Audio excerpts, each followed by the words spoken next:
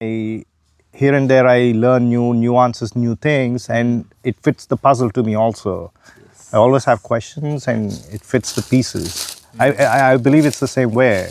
Yeah, yeah. We all have these questions, which is like puzzle, like you bring it out as a question to try and fit a piece of information that's for you is missing. So we're all in pursuit of this fixing puzzles. And we're all trying, every day we wake up, we're trying to solve puzzles. As long as you're solving puzzles, life is interesting, not for you and me, but for everyone else. Like you see, you go into old age, people who still are in the pursuit of puzzles are still active and interact and do things. When this process or this mechanism slow down is when they eventually will phase out and die. So this is also what we say, like you should have a purpose, like your soul should have a purpose. This is all like trying to solve these puzzles, not only for you, but for someone else. Like, okay, you have a problem or some other person has a problem. How do we solve this? This is how we simply put it.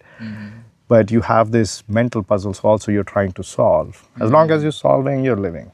You don't have a problem because, yeah, one thing is you have to move, which is very important because we're all creatures of mobility, which is how we evolved. So it's innately in us. We're animals. We're not fixated like plants. We came out of the seas. We went into the forest. We came out of the forest. We made cities. So we're always moving. Now we've achieved this pinnacle of cities. Now we built cities that are so comfortable to us. You have everything around you. Now where to go, what to do? Okay, let's explore outside. I mean, I'm not talking about the modern cities. I'm talking about Harappa, Mohenjo-daro. Like they perfected everything. Like the pyramids, they perfected everything. Now they're like, okay, let's transcend to a different level. What is outside? So let's go there. Or the other theory goes the other way, that we are aliens. We came from somewhere else. Like how did the first cell become a cell? Because they say it came on a meteor. Like there was this planet, which is like a molten form, and there came a planet. On this planet, there was this organism, microorganism, that had life in it, and then that came out and multiplied. This is one theory. Because no one knows like why life form was created and only on Earth. Why was there water and why is this only planet that has life, right? So what? Maybe we yet to find another one. That is also true. That is also true. Like then that comes to the question like what is life? Because we perceive our life as life. For example, gases also exist in their natural form, but what's inside of these gases? Some atoms and molecules. So that is also life if you see it in this context. So yeah, but the theory goes back like something that is not on this planet, because why is this only one planet in our solar system that has life? Something came from a meteor and landed here, and then it multiplied or slowly evolved and other things happened. So it adjusts to the conditions. Like, okay, there's most of the earth is covered with water, the surface. So organisms evolved to use water and then eventually sunlight. Now we can coexist between sunlight and water because sunlight happens and then there's other things that use sunlight. And this is how we evolved slowly with sunlight and water. So we as humans need both. And yeah, why life exists on this planet, that we do not know. So the theory also goes like, why did this meteor come here? And why did that meteor have this microorganism? There's also this theory that we as humans are in a different planet, far away in another solar system. And then the tendency of the humans is to multiply, which is why we make babies. Like the day we're born, I mean, not the day we're born, but once you get to a certain adulthood, like when you're proper, your body is proper, the next immediate thing is to go multiply. You're in pursuit, like your hormones are telling you what to do. So we have this innate feeling of life and multiplying, which is what scientists also say, that we're on some faraway planet and we want to multiply. And that's why we put some organism on a rock that is traveling or that can travel, and it'll hit some other planet and then life will happen. Which is also the other theory, what we are trying to do to go to Mars. Like we are trying to create life on Mars. Like first we're trying to go to Mars. We're putting like some plants, like this and that, like living organisms and send to Mars so life can multiply. So it is the same theory that we're doing on Mars, which is what says or suggests that what we also did previously, which is how we came here. Yeah. So this theory goes back and forth. It's also like cyclic. How I was saying earlier, everything is cyclic. What we're triangly innately doing is not from now, but from some long, long, long time ago. Like this also goes like in our DNA, right? Like we all carry the characteristics of how we need to be all in our DNA. Like if you take this DNA chain, it goes to millions of years, like all of us, the cell structure, the single cell to multi-cell. So why did single cell multi-cell become multiple cells? That is also a big puzzle. None of us know. But organisms will be innately in a single cell structure, right? Now we have multiple cells, and then what we're doing is also, there's a reason why we're doing this, which is what the theory suggests, that we did come from somewhere else, going back and forth. And yeah, so this transcending in time is also connected to this, because with time, like once you understand the concept of time through this transcendence, you travel much faster everywhere. Like is one of the other theories that like now you do not have this anymore, like a lot of people meditating and all of that. But people who meditate deeply, they're in a deep transcendental state. And when they come back and when you ask them like how long has it been, they cannot answer because they do not know. We know, we say, okay, you've been, meditating for 3 months now. And then they say, okay, I don't know that, because they're lost somewhere. But where did they go and come back? No one knows, right? Only they know. But how are they lost is the first question. So the body can survive itself with, of course, water is very essential. But where there's enough water around, like there's moisture around the human body. So the human body also uses moisture. But we take in and spend, like we're spending everything, right? This is also a point like where we take in oxygen and we give out carbon dioxide. When we breathe, we're not taking a lot of carbon. But when we breathe out, we're giving out carbon. Carbon comes from food. Everything around is made up of carbon, which is also carbohydrates, right? Like food has carbohydrates mixed with water. So you consume carbohydrates, you use the hydrate, we urinate on all of that. We consume water. Water is important. We use the hydration and proteins and other nutrients to build other things and organs. But mostly, constantly, every second you're giving out carbon dioxide. You mostly breathe in oxygen, nitrogen, all the other elements and compounds in the air, but mostly give out carbon dioxide. But what if you do not consume carbon, which is what these people do, like this, they do not consume anything except for oxygen and things around them. So you take your body to a state where it can survive itself for a longer period of time. So you slow down the processes. And every day when we're living consciously, we all are using our body to a full potential. So you're speeding up the process. You're taking more and you're using it more. When you're taking more and you use it more, then your time is shorter for the human body. The body says, okay, you've done a lot. It's enough. But when you slow down everything, then your body slows down this aging process, and then you live longer automatically. Meaning, if you're in a calm and a peaceful state most of your life, you're not using your body to your full potential, then you slow down the aging process. It's as simple as that, which is what it used to be previously. Now we are like in this mechanized process that we are using everything to the full potential. We arrive to this idea that I have to use it to the maximum. I have to use it to its full potential, because again, the previous concept like, oh, I'm going to die soon. I have to use it. And then that is why we consume everything. Although we know we have information of everything, what we can consume and how we can be with the things around you. You take it in, how to use it to your body. We're still in this pursuit of, okay, I want to use it all and do it all. But the other way of living life is just to slow things down. And then automatically you're at peace with yourself and you live longer, simply. And like always, like everything is practiced to the body, human body. Everything we do is learned and practiced, even right from the time of breathing. The baby's born, it's not able to breathe. It's like, what the fuck is happening, right? Everything, the touch, everything, like, so everything is practiced.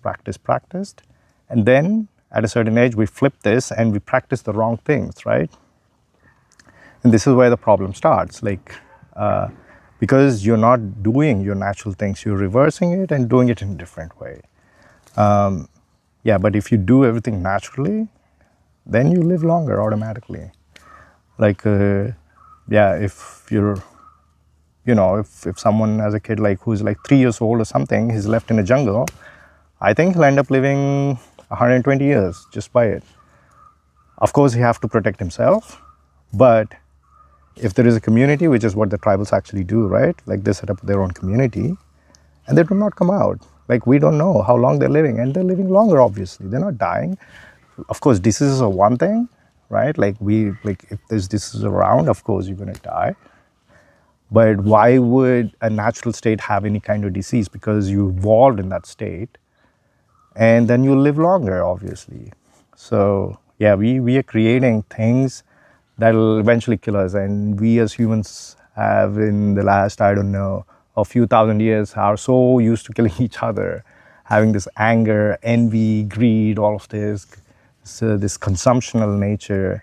We're killing each other and butting heads to each other, all for nothing, actually. Coexisting is simple. The only problem is it's cyclic, right? Okay, we have to consume something to be able to live. And we as humans also perfected it through agriculture. Before agriculture, we were animals, because animals by their nature has to consume something. It is also cyclic, right? This consumes that, the bigger small consumes the smaller, and another bigger consumes this bigger. So right, it's all cyclic. But we perfected that also through agriculture, right? First we were foraging, we were collecting berries or whatever, and trying to find out its properties. We've reached the pinnacle and also understood how to use that to our advantage. And surprisingly, India has a lot of this knowledge, right? We are one of those. There's many cultures around the world, but we are one of those cultures that perfected agriculture, in what climate conditions, how to do crops, plants, everything. Ayurveda also comes from that. We perfected the science of Ayurveda. Many times I tell people about the meaning of this word. Ayu is life and Veda is science. It's the science of life. Everything around you, you look at it, you observe it, and you put these facts together. It's how is this life happening? And you understand it and you become that, right? And so it's not such a puzzle, actually. When we're talking about puzzles, the answers are already given to these puzzles, but we are consumed with something else and not interested in understanding what's around you. So we don't need to kill animals, and it's also an established fact that there's herbivores, there's carnivores, and there's omnivores, and we are one of those. We are omnivores. And this puzzle or this question comes to many people, because in India we consume mostly plants, and we are still fine. You get all your supplements through plants, but this innate nature of trying to survive is still there in our gene. This is why we are still carnivores.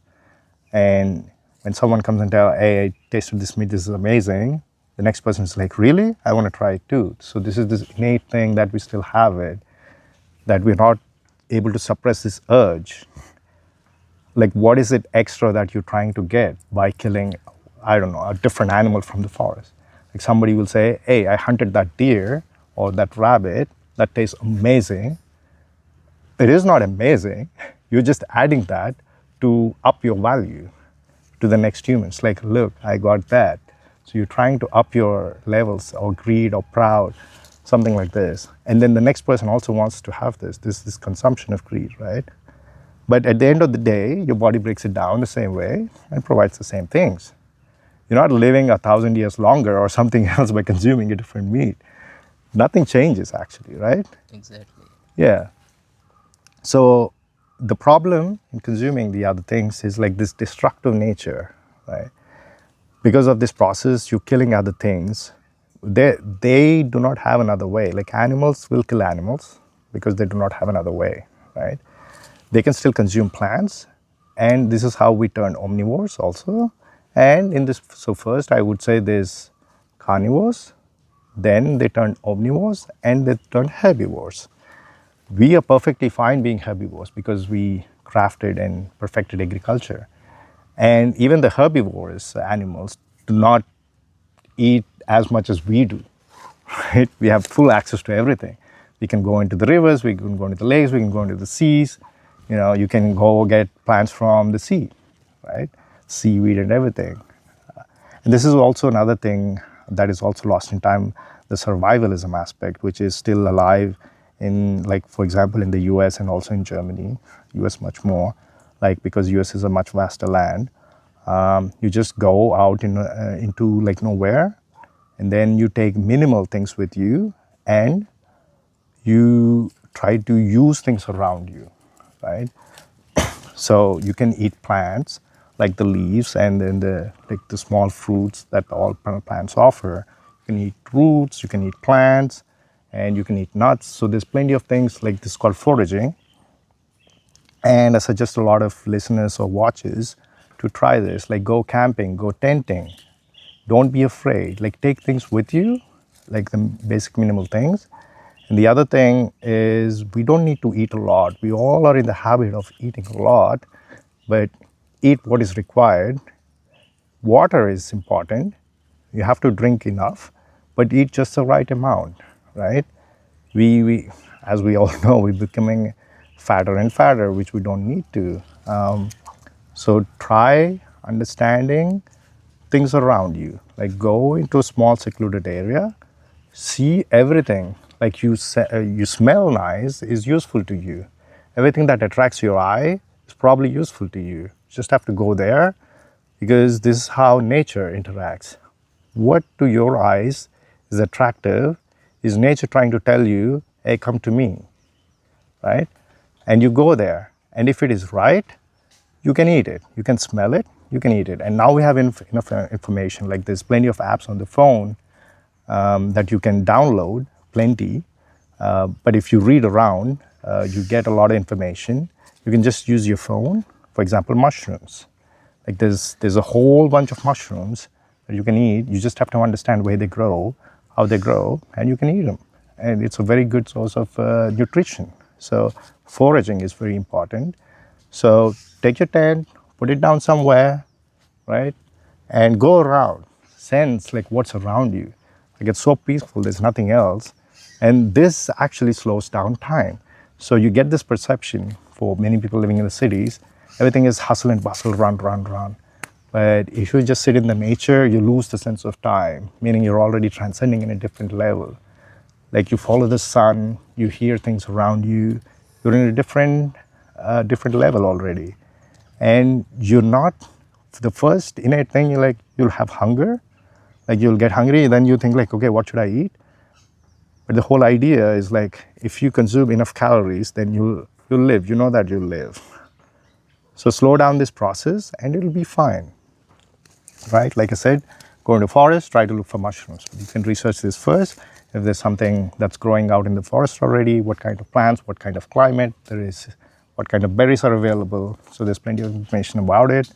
So just take some things, go around and try and understand. And then, yeah, eat plants and enough fruits and vegetables. There's plenty of things. And we are herbivores, like I was saying. And we perfected that, meaning you can live hundreds of years just by consuming plants and fruits and vegetables. Roots, plants, vegetables. And yeah, if needed, then yeah, you have to also understand what's happening inside your body. So the fastest source of nutrition is meat. And this is why animals still are carnivores. Because if you observe the animals, they're not hunting a lot. They just hunt and eat what's required and then move on. Because they want to spend less energy with more output. So they go hunt, kill, get the nutrition, be done, then move on. Yeah, like for example, the wild animals, they're not sitting around and hunting all day. They just eat and then be done with it. But the herbivores, they're growing around in herds and groups. Like for example, deers, right? Like, they go in big groups because they have to consume much more. They have to travel, travel, consume, go. So it's a slower process. So that's what I was saying with foraging. You will go into the forest, sense of smell, sense of sight, keep going, looking. So it's a time-taking process. But it's a healthier process in the way.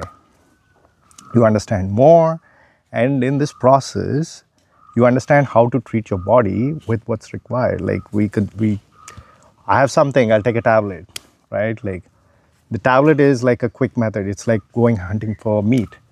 If you're wrong, if something's wrong, you can get a tablet. But why is it that something is going wrong, right? So you have to understand that.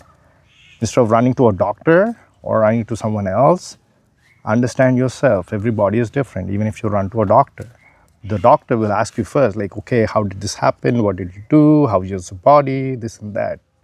He's not like AI, like sitting with tons of information. Doctor gathers information and learns from this and treats other people. But you are your best doctor. Every person for themselves is the best doctor. You know your body from day one, not from day one, but I don't know, day 200 or whatever. But everything you consume is you. So you know what you're doing. You have to know what you're doing. If you don't know till now why something is happening in your body, then you are at fault, no one else. You put your food in, or if someone else is putting in, it's you that is taking it in. If you take the wrong things in, wrong things will happen. Stop complaining, right? Do it the right way, there's nothing to complain. The best way is understanding what's around you and how it is affecting you. So yeah, there's no better way than going out for yourself in seclusion, understanding everything around you, and not worry, right? Don't take your phone and be worried about it. If you have your phone, there's nothing to worry. You take your phone with you. Why are you still worried? You have internet, you can call people or take books. Like there's a lot of books on survivalism. Just take books. But at least if you have a weekend for 3 days, just put yourself in a surrounding where you can know more about yourself.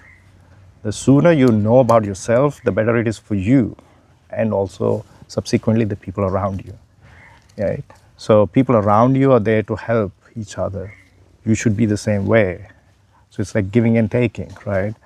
So taking. If you take a lot more things than you need, you don't know which one to do, and you'll end up doing the wrong things.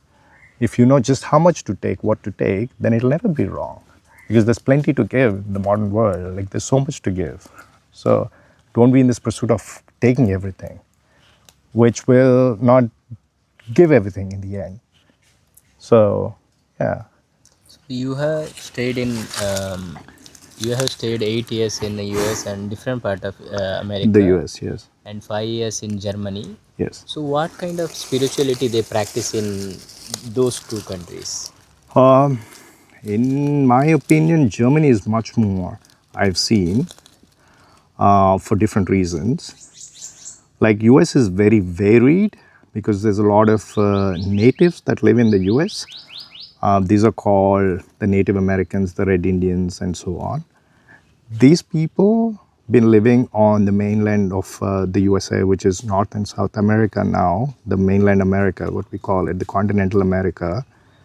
They been living on this piece of land for many thousands of years. I don't know, some hundreds of thousands of years, like 75,000 years or even longer. So they have their own way of life and living. In fact, most of the things I've learned or I'm talking about is some of the things I've learned or picked up from them. Because I used to go camp, and in the US, I don't know how many listeners or watchers know this, but there's something called reservation areas where it is protected land for these tribes. They're not part of the government. So this is the area of land which the Constitution of the USA does not hold. They have the complete right of the land. They can make their own rules, except they cannot wage wars. So they can do whatever they want in their land.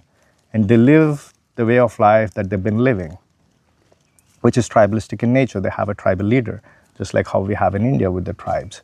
But here the government interferes because we force our constitution on our tribes. We say, okay, this land still belongs to the federal constitution or the federal authority.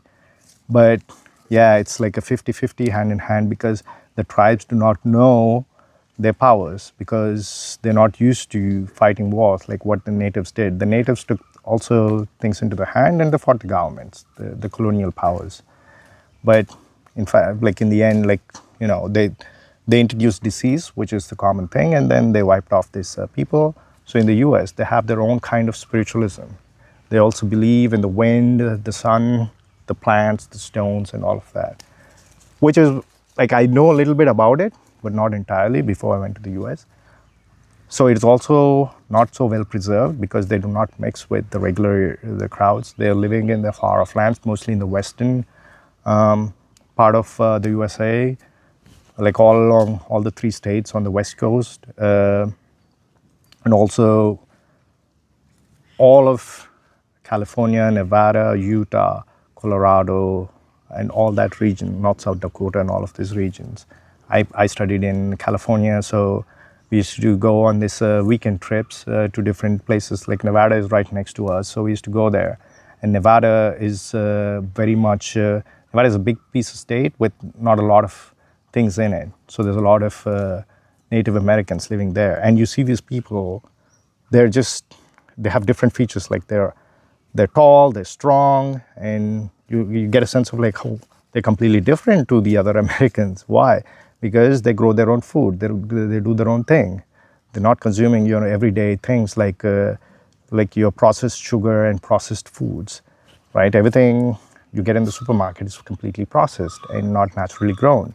It's artificial, genetically modified, all of those. And these natives, they grow their own things and they source their own things, do their own things, drink their own water, purify their own water, do all of that. This is where I was like surprised. Like, why is it not there for us, especially in India? Because I was going from India, because I've seen this, how the tribes were doing, but even the tribes were infected with the common day things that we do in the modern world, but they do not, they have a clear boundary. And this is where I thought like, wow, how are they able to do this? And if you look at everything, they follow their own belief systems, meaning they're spiritual in their own way. They have their own gods, they have their own rules. We have our own gods, we have our own rules, but we still bow down to an authority, which is the government. They do not give a damn about the government. They say the government has no right in our lives. They cannot tell us what to do. If they tell us what to do, we do not listen to them, which is what we also as tribes practice. But the government tries to put restriction and forces on us. Anyway, so US has this kind of spirituality, the Native Americans, and US has is like a mix of many races put together. So the spirituality works in a different way there. But the Germans, they're continental Europeans, so they have a spirituality what we see it. So so I would say Germany has more of this yoga, things that we do, kind of spirituality. Europe has their own gods and their own languages still. They have their native tongues and languages still. Some have scripts. The US government in the early years, like in the 1800s, 1700s, tried to abolish them by killing them, introducing disease and abolishing them. And they fought back to preserve it. So they have their own schools that teach this, just like how our gurukulas are trying to teach, passing down things through oral tradition. How to respect nature is what one of the main things that they learn, the Native Americans. How to use nature, do not destroy nature. You are part of the nature, the wind, everything. Because they have survived in extreme conditions and they know everything what's happening around. And the senses are very sharp, just like how like the tribals we have. They can see very far away. They can hear sounds very far away. They have a very strong sense of smell. And when I saw that, I was taken aback. I was like, oh, wow, how did they preserve all of this? Because America is like the number one consumeristic country, I would say.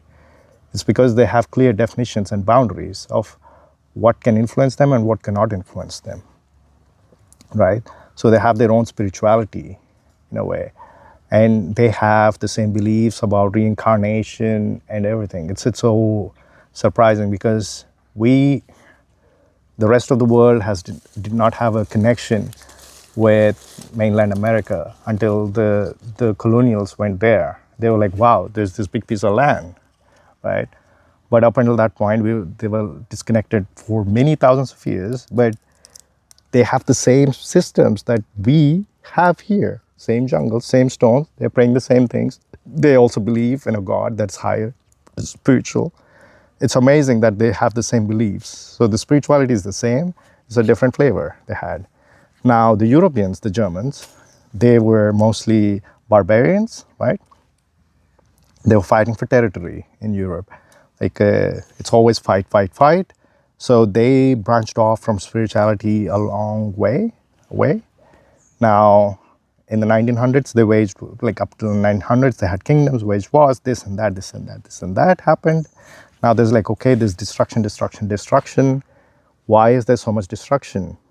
They looked, because they were waging wars consistently, and they were like, okay, we have to find peace now. And they turned towards us, like the spirituality, what we have. So I see they practice our kind of systems. They're trying to understand, imbibe. There's this name called Maximilian Goethe.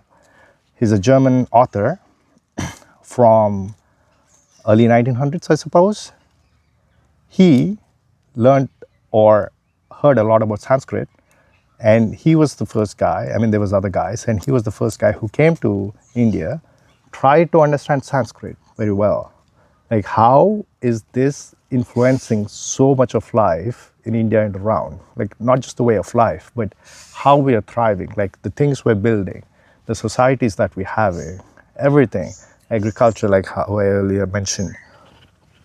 He understood Sanskrit and he translated it into German, took it back, because this was a very popular thing in the 1800s and 1900s. So travelers would come, take things and translate back for their people back in their tongue. And this is how this, like, he was mostly fascinated, he's a linguistic, so he's fascinated about how Indo-European languages happen, Proto-Indo-European. So he was trying to find connections. Okay, what is Latin? Why is Latin and Sanskrit so ancient? So he's trying to find commonalities. And he arrived with Sanskrit and he's like, okay, I have to go there and find out for themselves. What's another interesting thing is like how we count numbers. So we count like, okay, if there's 2 and 3, we say 23. And in some Indian languages, you do not say 20 first, but you say 3 first, and then you add the 20 later. And German is the same way. Mm-hmm. Amazingly, out of all other languages, German still follows that. So there's 2 ways to say that number, either the English way or like the Hindi way and some other Indian languages way, and also the German way. So there's like commonalities, like how to say these numbers, and this did not happen randomly, right? It just goes to show that this is old way of saying things.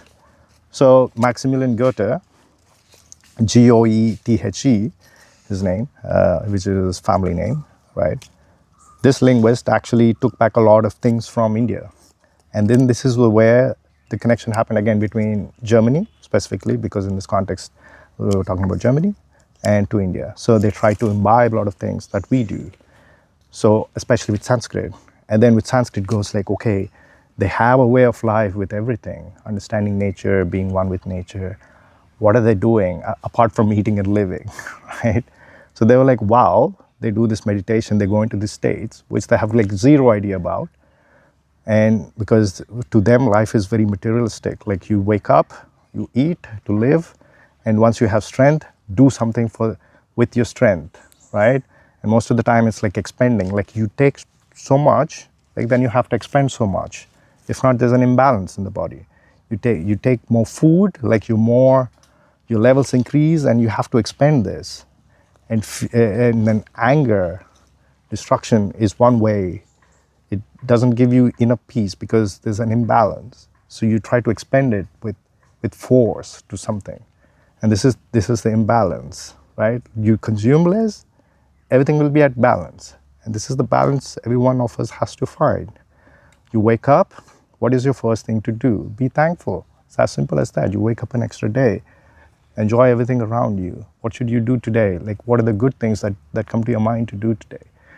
You have to reserve the time of the day for everything, not just for you, but people around you, things around you. When you do everything in balance, everything falls in balance, then everything is fine. You wake up, you take a heavy breakfast, then you have to go do something. When you don't have anything to do, you bother other people. It's like, hey, come do with me. I want to go there. Why don't you come with me?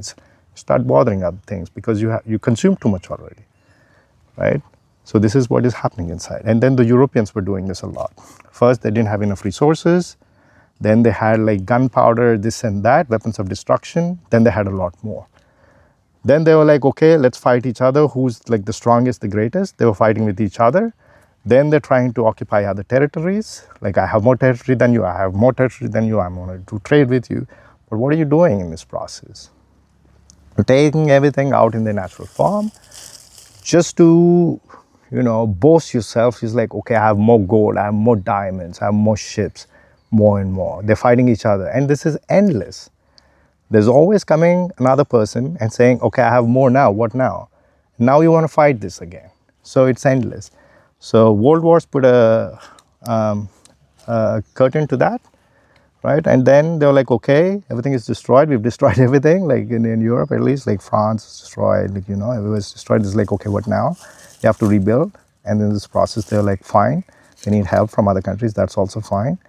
And then in this process, slowly, they're like, okay, there's more things, right? Just go back how things were. Everything was peaceful and calm. What are we trying to do? It's like, okay, we're all one. Like, who's doing it better?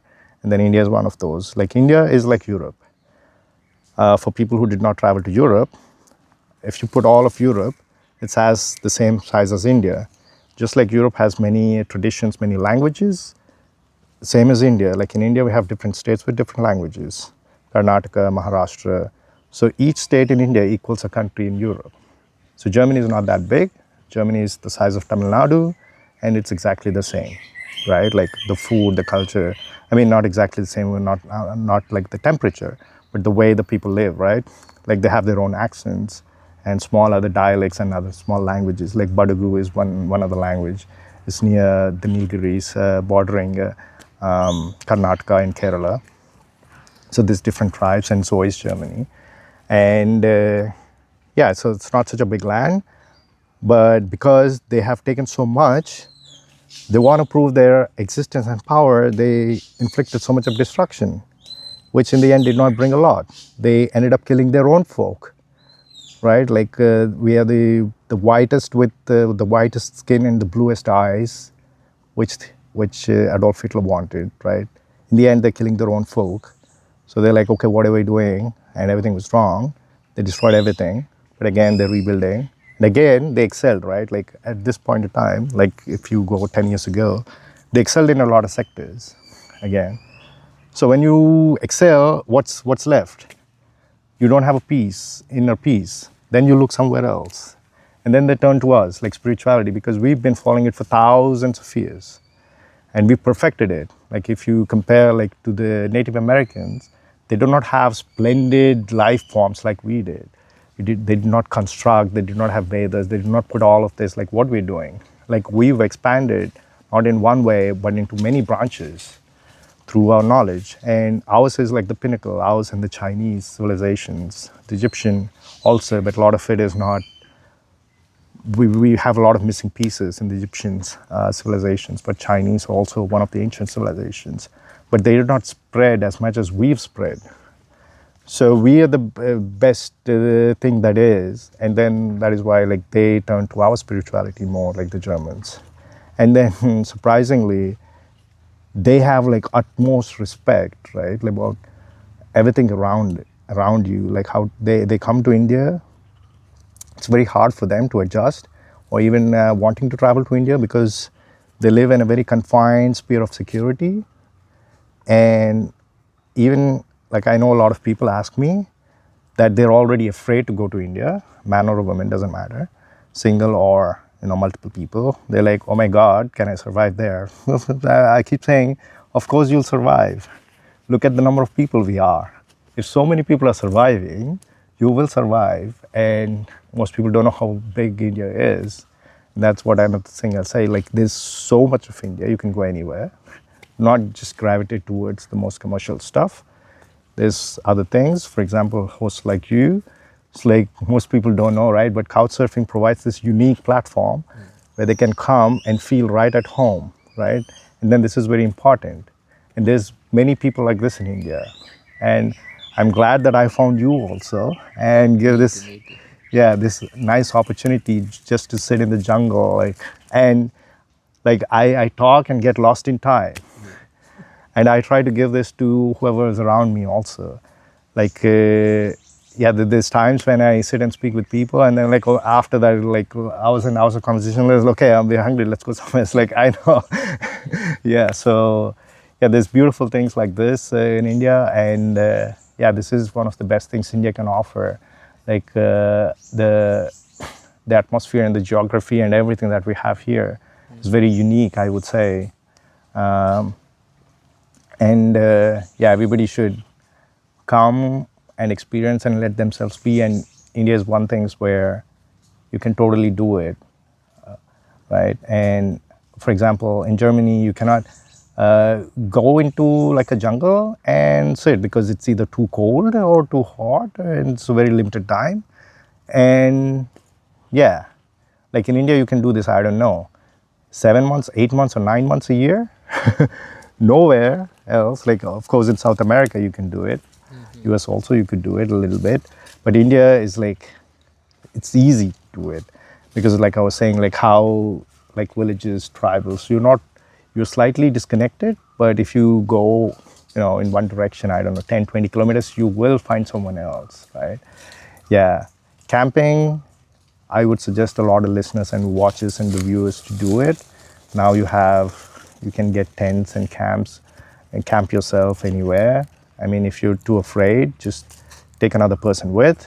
And if you're two people, you can figure out a lot of things, but give it time. Don't be in a rush. Don't be in a hurry, right?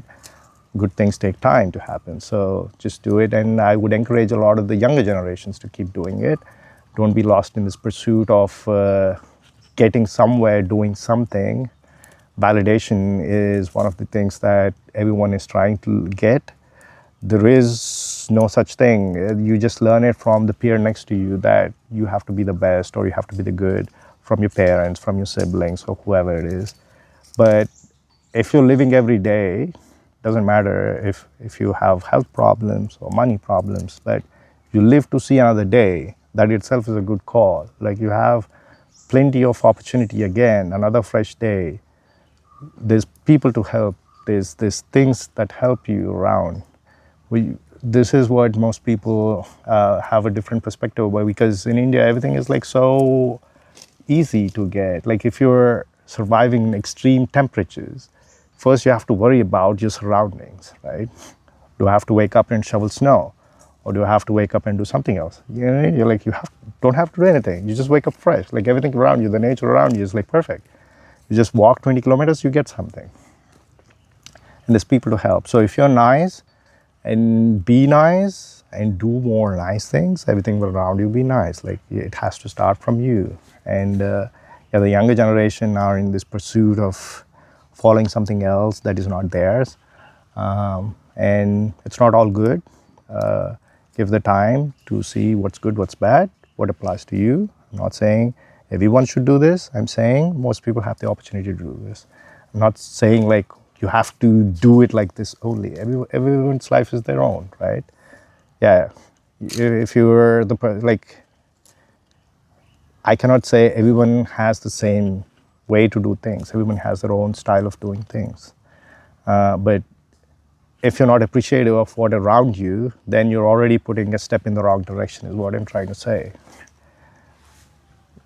Something's around you, like, at least observe. It's fine if you don't appreciate it, but don't destroy it. At least appreciate it and then move on, right? Yeah, so this is what I've learned through of my many journeys. I've traveled many places and I always think, wow, I mean, I had a good childhood. And when I look back, I was like, wow, that is like the best I could get from anywhere else. Like, yeah, I used to just wander off into such jungles in summer, right? In fact, like when I was 10 years old, that was the first time I learned how to actually catch a fish within a small net, because we just used to wander off into like streams, like in small villages, into rivers and small streams, and then mango trees. Like, then you climb the mango tree, get that mango, like jackfruit. Yeah, there's times like we went into the jungle with a knife to cut a jackfruit, right? So things like this. So yeah, everything is around you. Like, if you give yourself the time, like, you'll see amazing things, right? in this process, you learn how to survive from things around you, and it's not so trivial actually. If you don't yourself know, then find someone else who knows. And there's, like I said, there's plenty of information on the internet. And then if you start, at least someone else will be interested in starting that same thing with you. Yeah, and yeah, I would say that that is the best way to live life. You can maximize life in that way also. And then if you do it for some time and you get bored, then it's easy. You can go back to the city that you were at, and then take time off and then do different things, right? And traveling is amazing. I would suggest, like in India, you can travel so seamlessly anywhere, right? You have to learn one or two languages. English makes things easy also, like just for me. It's not that expensive to travel, like save enough money budget-wise and go travel and see these amazing experiences. So camping or taking a tent along is like an amazing thing to do if no one has done it yet. Thanks a lot for sharing your Yeah, life, yeah, in this podcast. yes. I'm really grateful for No, you. I'm grateful to you also, Ganesh. Without you, this wouldn't have happened at all in the first place, right? You provide this amazing platform for someone else like me to come and then feel at home and share everything in free flow. Yeah. So I have different podcasts in my channel. So I have taken a podcast with one of the lady from Hollywood, California, and recently I have taken one podcast with Niranjan, who was a doctor, and he studied in China. Now he is living very simple life in Madhya Pradesh. Please watch them also. Thanks for watching. Namaste. Namaste.